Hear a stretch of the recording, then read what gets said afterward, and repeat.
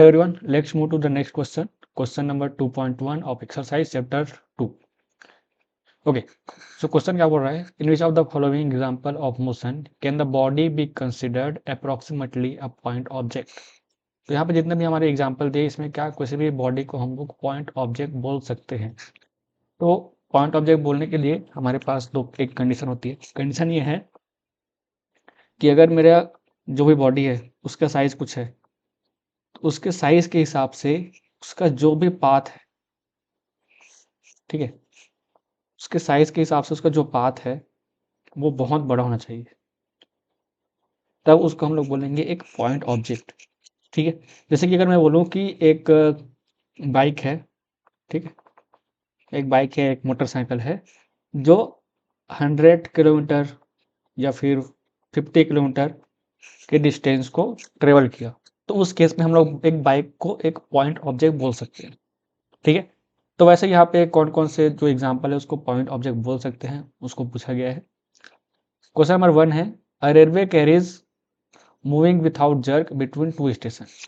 तो सिंपली हम लोग यहाँ पे ये एज्यूम करेंगे कि ये जो दो स्टेशन है, ये दो स्टेशन के बीच का डिस्टेंस बहुत ज़्यादा है, बहुत ज़्यादा इन द सेंस कि लगभग 100 किलोमीटर से लेके 500 किलोमीटर मिनिमम अगर इतना डिस्टेंस है, तब जो रेलवे कैरिज है इसको हम लोग एक पॉइंट ऑब्जेक्ट बोल सकते हैं। क्योंकि अगर उतने डिस्टेंस में हम लोग देखेंगे तो वो जो कुछ हंड्रेड्स ऑफ मीटर में जो रेलवे होता है या फिर कुछ हंड्रेड्स मीटर में जो होता है वो एक पॉइंट ऑब्जेक्ट की तरह से ट्रीट करेगा।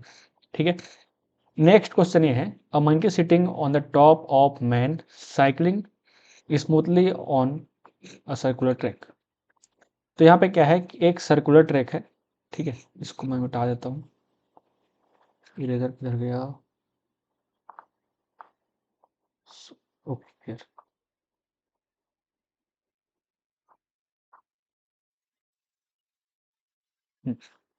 तो मान लेते हैं हमारे पास एक सर्कुलर ट्रैक है ऐसे, ठीक है, थोड़ा सर्कल नहीं बन पाया ये, ठीक है, मैनेज कर लीजिए अब। ओके, तो इस सर्कुलर ट्रैक में यहाँ पे एक साइकिल वाला है जो साइकिल चला रहा है अपना, ठीक है, और इसके ऊपर एक मंकी बैठा हुआ है और ये गोल गोल गोल गोल घूम रहा है। तो इस केस में क्या अब इस साइकिल वाले को हम एक पॉइंट ऑब्जेक्ट ट्रीट कर सकते हैं। तो यहाँ पर भी सेम ऑप्शन सेम आएगा कि अगर सर्कुलर ट्रैक बहुत बड़ा है, उसका रेडियस बहुत ज़्यादा है, उस केस में इस पूरे ऑब्जेक्ट को हम एक सर्कुलर पॉइंट सॉरी एक पॉइंट ऑब्जेक्ट, एक पॉइंट मास बोल सकते हैं। ठीक है, एक पॉइंट ऑब्जेक्ट इसको हम लोग बोल सकते हैं जिसका सेंटर ऑफ मास को लेके हम लोग हमारे न्यूटन लॉज ऑफ मोशन लगा सकते हैं। ठीक है, ओके, नेक्स्ट क्वेश्चन है स्पिनिंग। ठीक है, तो इस क्वेश्चन में यहाँ बोला गया है स्पिनिंग क्रिकेट बॉल। ठीक है, अगर नॉर्मल बॉल रहता जो स्पिन नहीं करता रहता तब का बात अलग था, लेकिन यहाँ पे बोला गया है spinning cricket ball that turn sharply on hitting the ground. तो ये हमारा ग्राउंड है, ठीक है, ग्राउंड में जब ये बॉल आया तो ये यहाँ से ऐसे टर्न किया, लेकिन ये क्या हो रहा है, ये स्पिन हो रहा है, तो इसको हम लोग पॉइंट ऑब्जेक्ट ट्रीट नहीं कर सकते, क्योंकि पॉइंट ऑब्जेक्ट के लिए हम लोग रोटेशन का कॉन्सेप्ट ही नहीं लगाते। ठीक है, जो पॉइंट ऑब्जेक्ट होता है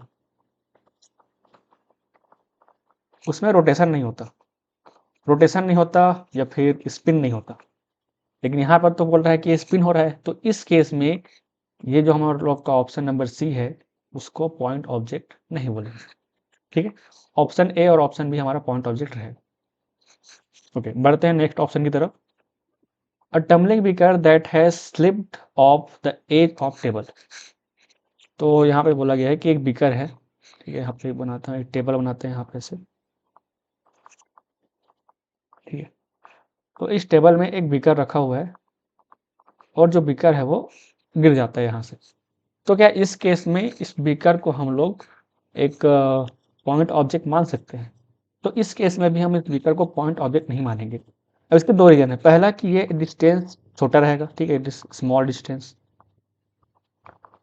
और दूसरा पॉइंट ये हो जाता है कि ये जो हम लोग का बीकर है जब ये गिरेगा तो ये स्पिन करेगा या रोटेट करेगा, उस केस में क्या हो जाएगा, इसका एक रोटेशन इफेक्ट भी आ जाएगा।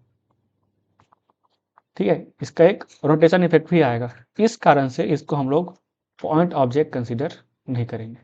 ठीक है, तो उम्मीद करता हूँ ये वाला क्वेश्चन आपको क्लियर होगा। बढ़ते हैं नेक्स्ट क्वेश्चन की तरफ।